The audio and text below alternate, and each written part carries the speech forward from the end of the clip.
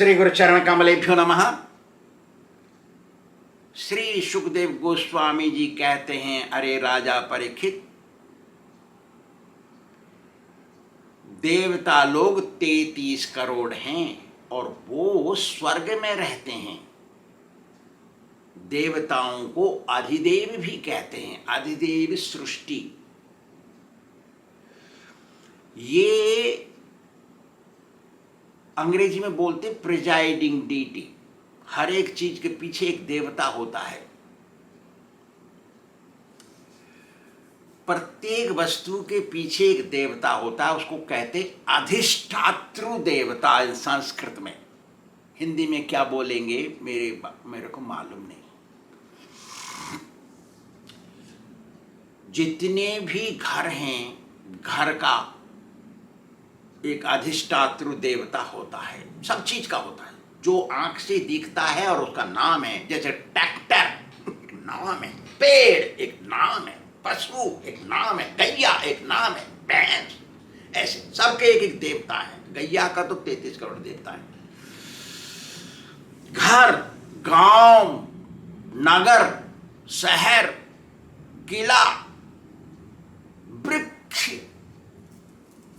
पशु, पक्षी, लता पतंग, सब कुछ भी वो सबका एक अधिष्ठातृ देवता, अंग्रेजी में प्रिजाइडिंग डीटी होता है। अधिष्ठातृ देवता को अधिदैव कहते हैं संस्कृत में, और हमारी भाषा में देवता कहते हैं। जितने भी जड़ और चेतन हैं, चेतन माने जिनमें आत्मा है, जिनमें, और जड़ माने जिसमें आत्मा नहीं है, और सब में जो आंख से दिखता है, सब के पीछे एक देवता है। जो लोग पंचभौतिक शरीर को अहम मैं मानता है, अहम ममेति, घमंड करता है और सोचता है जितनी बनाई ये दुनिया में दिखाई दे रही हो सब मेरी इंद्रियों को सुख दे, ऐसे आदमी को अज्ञानी कहते हैं। इन लोगों को पता नहीं भगवान की सृष्टि कितनी है।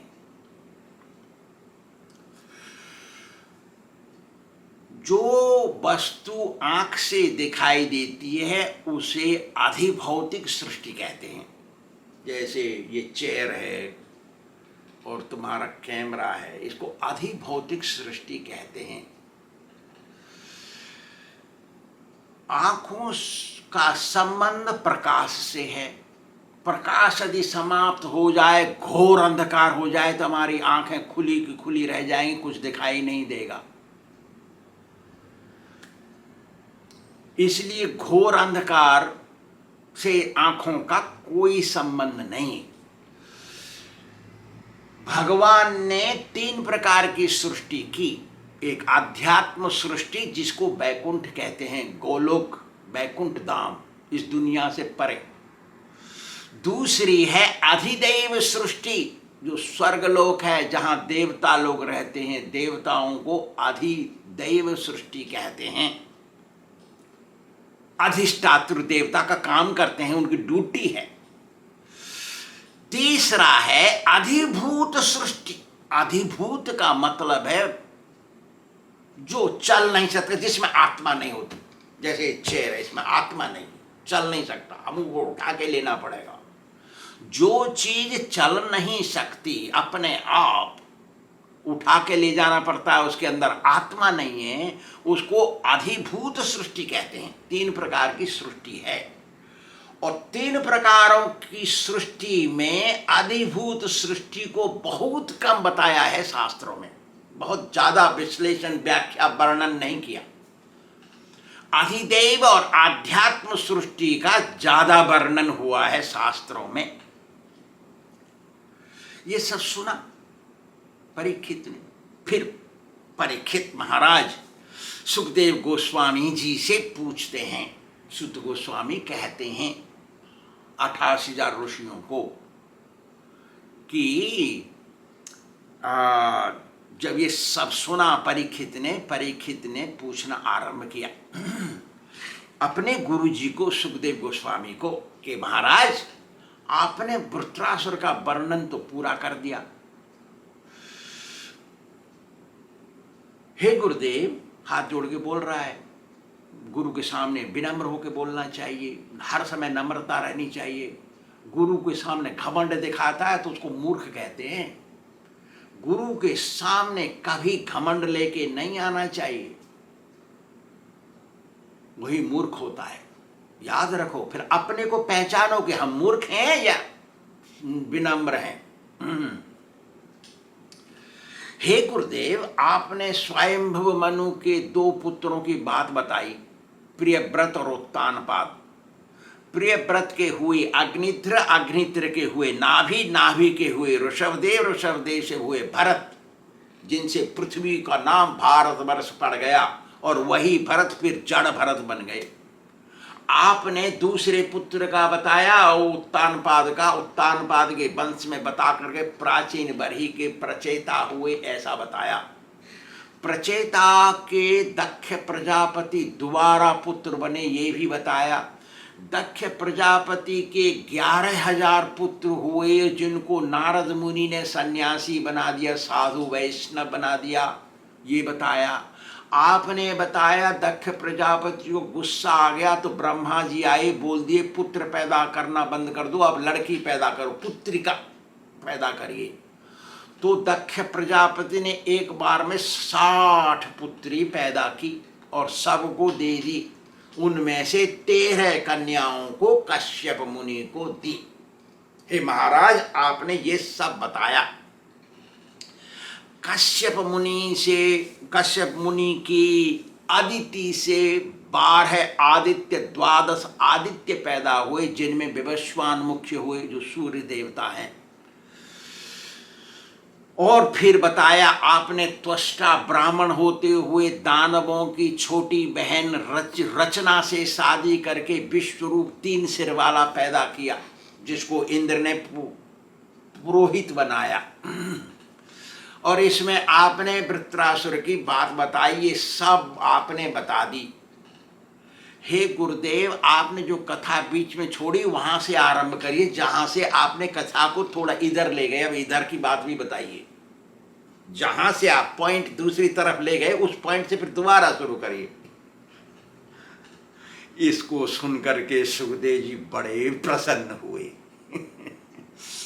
क्योंकि जब चेला गुरु जी की बात सुनता है ध्यान पूर्वक तो उसको सब याद रहता है। तो गुरु जी सुखदेव जी को इतना सुख मिला कि मेरा चेला एक राजा है और बड़े ध्यान से बात सुन रहा है। मैं पॉइंट को इधर ले गया तो वो ला करके बोलता है यहां से आप इधर ले गए, फिर इधर की बात बताइए मुझे बड़े खुशी हुई और बोले देखो परीक्षित, मैं शुरू करता हूं फिर वहीं पॉइंट से पीछे से देखो। याद है ना, वरुण और मित्र वरुण के वीर से उर्वशी अप्सरा को देख करके मित्रा वरुण दोनों काम वासना से पीड़ित हो गए। पीड़ित होने से उनका वीर्य निकल गया। पहले तो वरुण का निकला और देवताओं का वीर्य अमोघ होता है, उस समय पैदा कर रहे थे वो, तो अमोघ वीर्य हो गया। तो अप्सरा ने उठाया उस वीर्य को, ले गई और मटके में रख दिया, मट्टी का मटका उसके अंदर रख दिया। फिर मित्र वरुण का वीर्य स्खलित हुआ, फिर उसको भी उठाया, उसने रख दिया उसी बर्तन में। क्योंकि अमोघ वीर्य होते हैं ये, इसलिए उसमें से 2 बच्चे पैदा हुए। एक का नाम हुआ वशिष्ठ, दूसरे का नाम हुआ अगस्त्य। अगस्त्य छोटे, वशिष्ठ बड़े। याद है तुमको? हाँ याद है। इसलिए दोनों भाइयों को, वशिष्ठ को और अगस्त्य को कुंभज कहते हैं। कुंभ कहते हैं मट्टी के मटके को। पीतल के, सिल्वर के, फलाने के, ढिमाके के, धातु के बर्तन को मटका क्या बोलते, कुंभ नहीं कहते संस्कृत में, कुंभ कहते मट्टी के मटके को। तो इसलिए दोनों भाइयों को, वशिष्ठ को और अगस्त्य को कुंभज कहते हैं, माने कुंभ से पैदा होने वाले। कुंभ माने मटका, मटके से पैदा होने वाले। आजकल तो साइंस ट्यूब से बना रही है बच्चों को, मतलब अब स्त्रियों की जरूरत नहीं है। क्या सृष्टि आ रही है पता नहीं। देवता और अप्सरा बहुत कामी होते हैं, ज्यादा कामी होते हैं। देखा आपने देखा होगा, बहुत पुरुष और स्त्रियां बहुत कामी होती हैं, लेकिन सब नहीं होते ऐसे। बहुत लोग होते हैं ऐसे कामी होते हैं, इनसे भी हजारों गुने कामी होते हैं अप्सरा और देवता। लेकिन बाद में इनको श्राप लग गया पार्वती का। पार्वती का श्राप लगने से पहले देवता लोगों से बच्चे पैदा होते थे।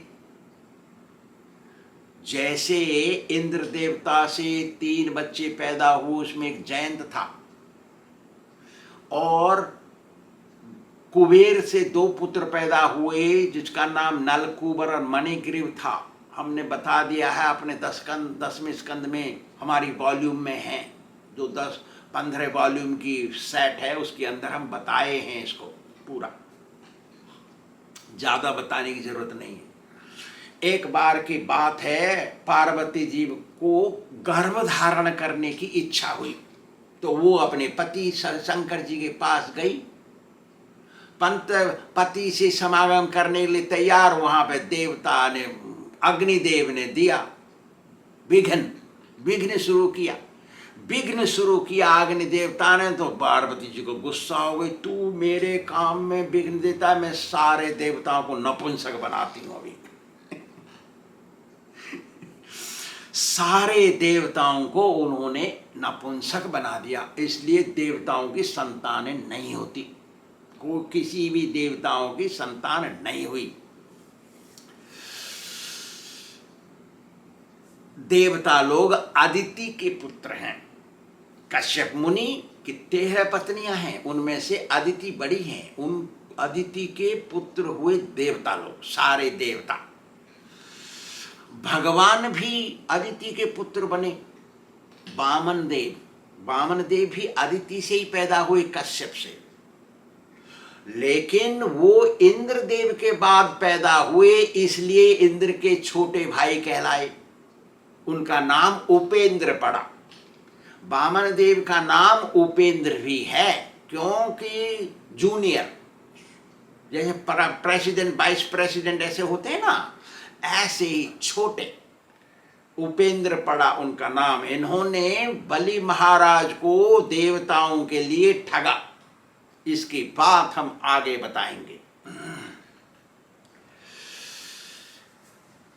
श्री सुखदेव गोस्वामी जी आगे कहते हैं, अरे राजा, अदिति से देवता पैदा हुए क्यों, और दिति से पैदा होंगे दानव क्यों न? जब भगवान सतोगुण की वृद्धि करते हैं तो देवताओं की शक्ति बढ़ती है। जब भगवान तमोगुण की वृद्धि करते हैं तो राक्षसों की शक्ति बढ़ती है, राक्षस शक्ति। सब कुछ भगवान की इच्छा से होता है, बिना भगवान की इच्छा से कुछ नहीं होता है। बात भी सही है। देवता और असुर दोनों भाई भाई हैं, एक ही पिता है कश्यप, और माता हैं 2, दिति और अदिति। अदिति से देवता, दिति से दानव, राक्षस। दोनों भाई हैं, चचेरे भाई हो गए, नहीं चचेरे भाई, दोनों भाई अपनी छोटी माँ बड़ी माँ के। सुखदेव गोस्वामी जी कहते हैं, अदिति के पुत्रों की बात बताने के बाद अब मैं तुमको दिति के पुत्रों की बात बताता हूं। ओ परीक्षित, सुनो, ध्यान दे के सुनो। तुमको याद है मैंने पहले ही बताया था थोड़ा, क्या? दिति से कश्यप द्वारा 2 पुत्र हुए, हिरण्यकशिपु और हिरण्याक, जिसमें हिरण्याक को भगवान ने वराह स्वरूप मार लेकर के, सुअर का स्वरूप लेकर के मार दिया उसको। 3 स्कंद में बताया हमने, याद है तेरे को? हाँ हाँ मुझे याद है गुरुदेव, बोले परीक्षित। हिरण्यकशिपु की बात बता रहे हैं। तो हिरण्यकशिपु की पत्नी का नाम था कयाधु, जो जंभ नाम के दानव की पुत्री थी। शादी की हिरण्यकशिपु से, उससे 4 पुत्र पैदा हुए परीक्षित। सबसे बड़े का नाम था संघ्लाद, उससे छोटे का नाम था अनुल्हाद, और तीसरे का नाम हुआ ल्हाद, और चौथे का नाम हुआ प्रहलाद, जिसका हम भजन करते हैं, कीर्तन। प्रहलाद भगत बन गए भगवान नरसिंह देव की। इनकी एक छोटी बहन भी हुई, चारों भाइयों से सबके बाद में एक छोटी बहन हुई, उसका नाम था सिंहिका। सिंहिका की शादी विप्रचित्ति से हुई, जिससे राहु राक्षस का जन्म हुआ, जो देवताओं को ठग करके बैठ गया देवताओं की लाइन में, और अमृत पी रहा था। तो भगवान स्त्री स्वरूप ले रखे थे, अमृत बांट रहे थे, काट दिया उसका सिर, बन गए राहु केतु। ये राहु उसी सिंहिका का पुत्र है। बताए फिर आगे बताए कि प्रहलाद की पत्नी संघ्लाद पहले पुत्र की पत्नी कृति से पंचजन नाम का पुत्र एक राक्षस पैदा हुआ, जो मुख्य नहीं हुआ। उसके बाद अनुल्लाद ने शादी की धमनी से। धमनी एक राक्षस कन्या, उससे शादी की, उससे 2 पुत्र पैदा हुए, एक आतापी जिसको इलवल भी कहते हैं, एक बातापी। 2 भाई पैदा हुए, आतापी और बातापी 2 भाई पैदा हुए। आतापी को इलवल भी कहा गया है शास्त्रों में, कहीं गुमराह नहीं हो जाए इसलिए मैं बताया। इस आतापी ने अपने भाई बातापी को पैठा बना करके, सब्जी बना के पैठे का अगस्त मुनि को खिला दिया, जिससे दोनों भाई की मृत्यु हो गई। वैष्णव लोग पैठा नहीं खाते हैं, पैठा की बलि चढ़ाई जाती है, क्योंकि बकरा बलि, पैठा होता है बकरा, स्वरूप पैठे का हो गया, क्योंकि ब्राह्मण और साधु बकरा नहीं खाते हैं, इसलिए वो बकरा वो बन गया पैठा। पैठा नहीं छूते हम लोग खाने में, नहीं। अब हुआ ल्हाद की पत्नी हुई सूर्म्या, जिससे बास्कल और महिषासुर पैदा हुए। हम आतापी बातापी की बताएंगे आपको पूरी कथा, कैसे अगस्त मुनि ने मार दिया उनको। फिर महिषासुर की बात बताएंगे। बास्कल इतना बड़ा नहीं हुआ, महिषासुर बड़ा राक्षस हुआ, उसकी भी बात बताएंगे। प्रहलाद चौथा पुत्र, उसका हुआ विरोचन। विरोचन ने देवी से शादी की, उससे हुए बलि महाराज, बलि चक्रवर्ती, जिसकी बात हम आगे बताएंगे। बलि चक्रवर्ती ने असना से शादी की, जिससे 100 पुत्र पैदा हुए। उसमें सबसे बड़े का नाम था बाणासुर, जिसकी कथा हमने बताई है, हमारे सेट के अंदर है उसमें बात। बाणासुर ने तपस्या करके शंकर जी को प्रसन्न किया। शंकर जी आ गए, बेटा क्या चाहिए? अच्छा हमको देने आ गए, ठीक है, अपनी बात पे अड़े रहना, हमारे गार्ड बन जाओ, सिक्योरिटी गार्ड। अब क्या करे, मनुष्य की कीमत है उसकी जवान, जो जवान पर अड़ा रहता है उस मनुष्य की कीमत होती है शास्त्रों में। बाकी तो जवान जिसकी नहीं रहती उसकी कीमत नहीं हो, तो नरक में जाता है। जिसकी जवान रहती है वो आदमी, वैष्णव की जवान उनकी लेखनी से ज्यादा महत्वपूर्ण है। तो वैष्णव हैं शंकर जी, इसलिए गार्ड बन गए। फिर बोलते हैं, देखो दिति के हिरण्यकशिपु ने, हिरण्या के 2 पुत्र हुए ना, उसके बाद में 49 पुत्र और हुए। एक बार में 49 पुत्र हुए, जिनको मरुदगण कहते हैं। इनको इंद्र देवता ने देवता रूप में ले लिया, इसलिए इन नपुंसक हो गए, इनके बच्चे नहीं हुए 49 के। इसकी बात हम आगे बताएंगे। श्री राधा गोविंद भगवान की जय।